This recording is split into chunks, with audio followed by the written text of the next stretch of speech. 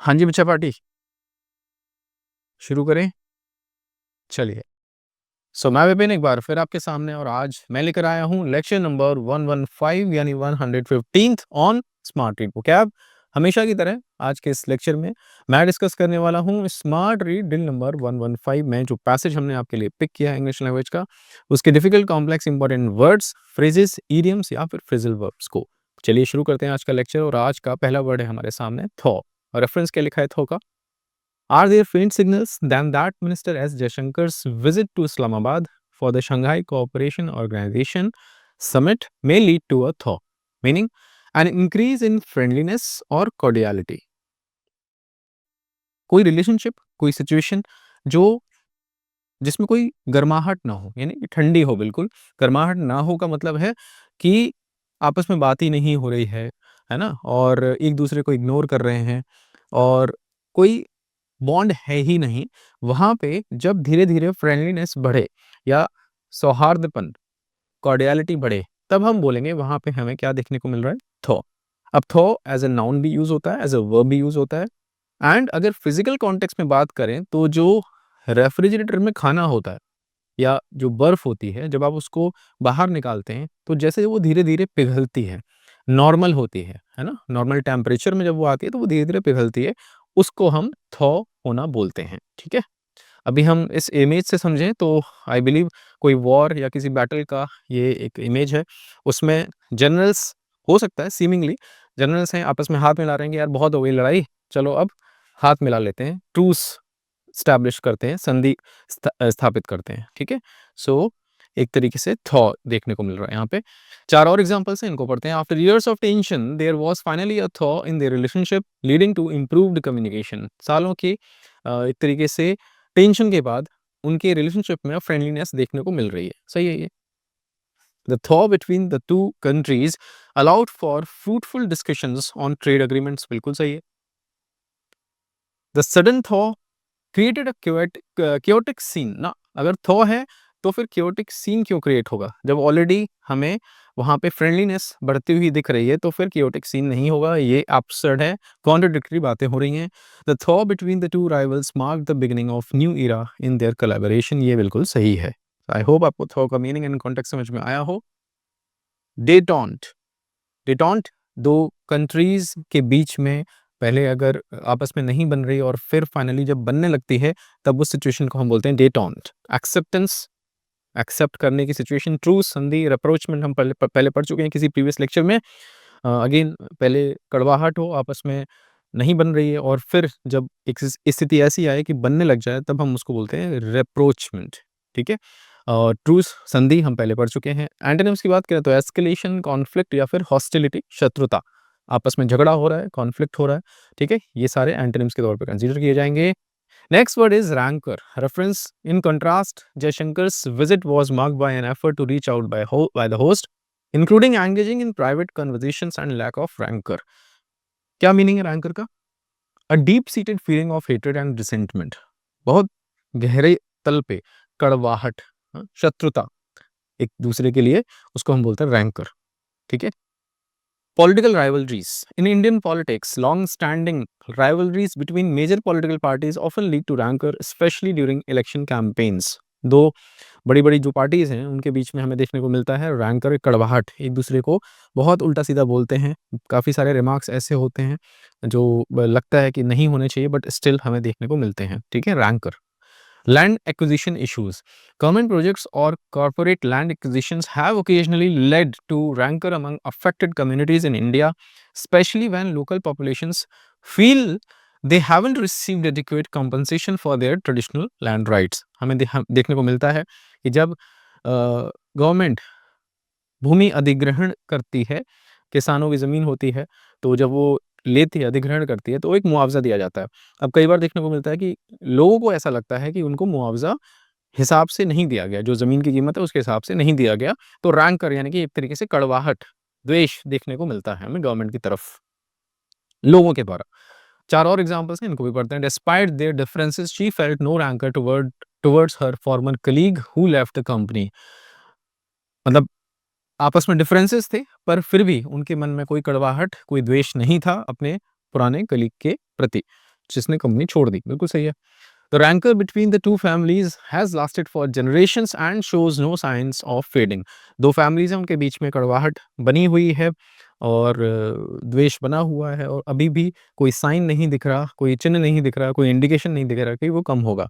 The politician's speech was filled with rancor, reflecting his deep-seated animosity towards his opponents. जो politician है, उनकी speech में कड़वाहट साफ-साफ दिख रही है, द्वेष साफ-साफ दिख रहा है अपने जो ओपोनेंट्स हैं उनके प्रति, एनिमोसिटी कड़वाहट, ठीक है? कड़वापन। He approached the project with rancor, eager to make a positive impact. Doesn't make any sense. Negative और पॉजिटिव 2 बातें एक साथ लिखी हैं, हम इसको एलिमिनेट कर सकते हैं। हम बात करेंगे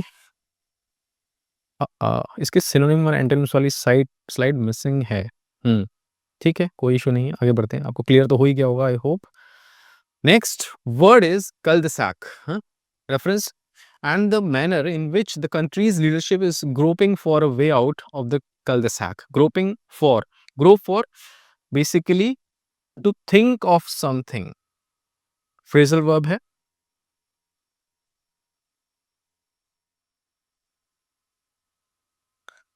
To think of something मतलब आपकी समझ में नहीं आ रहा है, आप सोचने की कोशिश कर रहे हैं। जैसे मैं बोल सकता हूँ I am not able to grope for the right words. मुझे कुछ कहना है और मैं बोल रहा हूँ यार मेरे को ना अभी वो वर्ड्स, मैं सही वर्ड्स क्या यूज़ करूँ वो क्लियर नहीं हो रहा है। I am not able to grope for, मैंने ऑफ लिख दिया, ग्रो फॉर आएगा ना, GROPE, grope for. I am sorry, grope for, I am not able to grope for the right words, यानी कि मेरे को अभी क्लैरिटी नहीं है कि क्या सही वर्ड्स होंगे मेरी बात कहने के लिए, ठीक है? तो ग्रो फॉर यानी कि टू थिंक ऑफ समथिंग। सो यहाँ पे हम बात करते कल द सैक की, तो लिखा हुआ है for a way out of the cul-de-sac. Cul-de-sac dead end, यानी कि कोई रास्ता नहीं दिख रहा है। A route or course leading to nowhere, a dead end, यानी कि आगे कोई रास्ता नहीं दिख रहा है, डेड एंड है, तो उसको हम बोलते हैं cul-de-sac. Indo-Pak peace talks, despite various diplomatic efforts and initiatives, peace talks between India and Pakistan have often reached a cul-de-sac with unresolved issues like border disputes and terrorism halting any substantial progress। हमने देखा है India Pakistan की जब भी शांति वार्ताएं होती हैं, वार्ता ही बोलते हैं ना, हाँ वार्ता बोलते हैं, ठीक है। सो शांति वार्ता जब भी होती हैं तो हमें देखने को मिलता है कि कोई उसमें सॉल्यूशन दिखता नहीं है हमें। हाँ, हमेशा जो भी स्टार्ट होता है वो कल-de-sac आगे चल के बन जाता है और किस पे फँसती हैं चीज़ें? बॉर्डर डिस्प्यूट्स पे कि कश्मीर किसका है? कौन-सा कश्मीर का कितना पार्ट किसके पास रहेगा? ये सारी चीज़ें। दूसरा, टेररिज़्म वाली जो बात है उस पे पाकिस्तान अपना स्टैंड क्लियर नहीं करता है और टेररिस्ट एक्टिविटीज़ वहीं से होती रहती हैं। तो डेफ़िनेटली ये जो भी टॉक्स होती हैं वो कल-de-sac पे पहुँचती हैं, यानी कि डेड एंड पे। Judicial delays in high-profile cases. Certain high-profile cases such as lengthy corruption trials or land disputes have sometimes reached a judicial cul-de-sac where years of appeals and legal technicalities prevent a timely resolution। हमने देखा है high profile cases में कैसे delay करा जाता है जानबूझ के केसेस में ट्रायल पे और फाइनली कोई रिजल्ट नहीं निकल के आता है, डेड एंड पे पहुंच जाता है केस कल-de-sac और जो आरोपी होता है वो बरी हो जाता है, ठीक है। The negotiations reached a cul-de-sac, leaving both parties frustrated and without a resolution. Negotiations end में कहीं पे नहीं पहुंचे, दोनों parties frustrated हुई इससे। She finally discovered a scenic cul-de-sac in the middle of the city. Doesn't make any sense. After hours of debate, they found themselves at a cul-de-sac, unable to agree on the next steps. बिल्कुल सही है। घंटों के debate के बाद भी उन्हें कोई सोल्यूशन नहीं मिला, नेक्स्ट स्टेप्स क्या लिए जाएंगे नहीं समझ में आया और डेड एंड पे पहुंच गई कहानी। The research seemed promising at first but eventually led to a cul-de-sac, disappointing the scientist। Research भी डेड एंड पे पहुंच गया, आगे समझ में नहीं आ रहा रास्ता क्या लिया जाए, ठीक है। cul-de-sac सिनोनिम्स की बात करें तो डेड एंड, एम्पस, आई से स्टार्टिंग है पर ए प्रोनाउंसिएशन होती है इसकी, एम्पस। अगेन कोई आगे का रास्ता नहीं समझ में आ रहा है। स्टेलमेट, चेस में एक पोजीशन होती है जहां दोनों जो प्लेयर्स होते हैं उनके पास कोई ऐसा मूव नहीं होता जिससे कोई भी एक व्यक्ति जीत सके, तो उस केस में स्टेलमेट घोषित कर दी जाती है। ना कोई जीत होती है ना कोई हार, यानी कि ड्रॉ हो जाता है game, stalemate. Antonyms breakthrough, progress, इसको हम कंसीडर करेंगे किसके एंटोनिम्स के तौर पे? cul-de-sac के एंटोनिम्स के तौर पे। Next word is peeve, reference while Sharif's speech emphasized Pakistan's traditional peeves, the subsequent warmth shown towards Jaishankar suggests that there may be a growing recognition. Okay, a cause of annoyance, हम हिंदी में बोलते हैं ना, खीज much रही है, frustration, a cause of annoyance, आपको कोई चीज़ जो गुस्सा कर रहे हैं करती है लगातार, और उस चीज़ से आपको खीज मिलती है, आप कुछ कर भी नहीं पाते हैं, बस आपको खीज होती है। खीज को हम इंग्लिश में बोलेंगे पीव, ठीक है? Traffic congestion in metro cities, the traffic jams in cities like Mumbai and Delhi are a major peeve for commuters. बिल्कुल सही बात है। लोग जो बिल्कुल अपनी लेन पकड़ के चल रहे होते हैं, ट्रैफिक रूल्स का पालन कर रहे होते हैं, और जब वो देखते हैं किसी के गलत तरीके से रूल को फॉलो करने के कारण जाम लग रहा है, तो बहुत खीज होती है ना? पीव, P-E-E-V-E, ठीक है? Telemarketing calls and spam messages. The incessant telemarketing calls and spam messages that flood mobile phones daily have become a common peeve. बिल्कुल सही है। सुबह से मतलब देखे जाए तो 9 बजे से ही फ़ोन्स आना चालू हो जाते हैं। ये लोन ले लो, ये क्रेडिट कार्ड ले लो, और ये ऑफ़र, वो ऑफ़र। आपको लगता है इम्पोर्टेंट कॉल है, जैसे ही उठाते हैं तो पता चलता है कि कोई कुछ बेच रहा है, ठीक है? तो ये जो मैसेजेस हैं, ये अगेन कैसे होते हैं? कॉमन पीव, कॉमन खीज बन गई है। बहुत गुस्सा आता है, बट आप कुछ कर नहीं पाते हो, ठीक है? इंसेसेंट एक वर्ड आया था, कांस्टेंट, हाँ, इंसेसेंट जो लगातार होता रहे, constant. His biggest peeve is when people chew loudly in public places. उसका सबसे बड़ा, उसकी जो खीज होती है वो किस बात पे, कि जब लोग पब्लिक प्लेसेस में खाना खाते हैं और मुंह खोल खोल के खाना चबाते हैं। चू करना यानी खाना चबाना। द कॉन्स्टेंट, ये सही है बिल्कुल। The constant interruptions became a major peeve for the speaker. कोई स्पीकर है, लगातार उनको टोका जा रहा है बीच बीच में, उनके लिए खीज वाला काम है। Slow internet connection has always been a peeve of mind especially during work hours. बिल्कुल सही बात है। अगर इंटरनेट नहीं होता तो खीज मचती है, काम कर रहे हैं आप उस दौरान। To his peeve he found himself unexpectedly enjoying the meeting. ना, ऑपोजिट बात है, गलत है ये। आगे बढ़ते हैं। सिनोनिम्स की बात करें तो इरिटेशन, फ्रस्ट्रेशन या फिर एजिटेशन। एंटोनिम्स जॉय, सेटिस्फेक्शन या फिर डिलाइट, खुशी, ठीक है? बहुत ही ज्यादा खुशी, डिलाइट। अब ईडियम है हमारे सामने, turn the corner. Reference, while it is too early to assert that relations have definitely turned the corner, the developments following Jaishankar's visit suggest that Pakistan may be undergoing a strategic rethink towards India. Meaning, turn the corner idiom है, get past a difficult period or situation and start to improve. एक context होता है जब किसी गंभीर बीमारी से कोई बाहर निकल के आए, उसके लिए हम बोलते हैं कि मुसीबत टल गई, टर्न द कॉर्नर। दूसरा होता है कि किसी कठिन परिस्थिति से कोई बाहर निकल के आ जाए और सिचुएशन इंप्रूव होने लग जाए, तब भी हम बोलेंगे टर्न द कॉर्नर, ठीक है? Technological advancements in education. The shift to online education during the pandemic presented challenges, but as schools and students adapted, many educational institutions began to turn the corner by integrating technology more effectively into their curriculums. देखा हमने Covid के time पे, हमें लगा कि यार बिल्कुल सब कुछ हॉल्ट हो जाएगा, पढ़ाई रुक जाएगी, पर एजुकेशनल इंस्टीट्यूट्स और स्टूडेंट्स दोनों ने टेक्नोलॉजी को अडैप्ट किया और जो कठिन परिस्थिति थी उससे बाहर निकले, ठीक है? और जो स्कूल्स थे, इंस्टीट्यूट्स थे, उन्होंने करिकुलम को टेक्नोलॉजी को इंटीग्रेट किया अपने करिकुलम में। तो इस तरीके से हम एक कठिन परिस्थिति से बाहर निकले। पॉलिटिकल स्टेबिलिटी के कॉन्टेक्स्ट में एग्जांपल है। After years of political turmoil, some regions in India have started to turn the corner by achieving a degree of political stability. हमने पहले देखा है कि हमारे कई सारे राज्य ऐसे हैं जहाँ पे किसी भी एक पार्टी को मेजॉरिटी नहीं मिलती, उस कारण से कभी भी सत्ता पलट जाती थी, हुआ करता था, ऐसा हमने बहुत देखा है।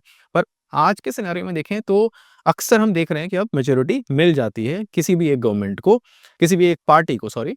सो उस केस में अब जो एक कठिन परिस्थिति हुआ करती थी, अब उससे हम बाहर आ गए हैं, अब सिचुएशन इंप्रूव हो गई है, ठीक है? ठीक है, एग्जांपल सही है। After a challenging quarter the company's sales numbers finally turn the corner showing growth. बिल्कुल सही है। एक 3 महीने का जो पीरियड था बहुत चैलेंजिंग था, पर अब इंप्रूवमेंट देखने को मिल रही है सेल्स में।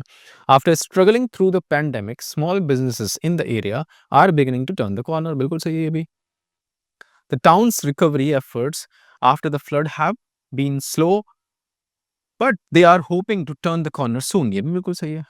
हो सकता है कि स्लो रहे उनके, पर अब वो परेशानी से बाहर निकल रहे हैं। The project face several setbacks but the team is optimistic they are about to turn the corner. बिल्कुल सही, ये भी ठीक है।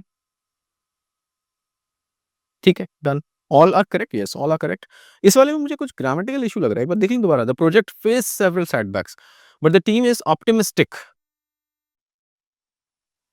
Optimistic that they are about. हाँ, दैट एक और होता तो बेटर होता, ठीक है, बट स्टिल अभी मुझे लग रहा है कि ये कॉलोquial इंग्लिश में चल सकता है, पर अगर दैट होता तो बेटर होता, आई बिलीव, ठीक है।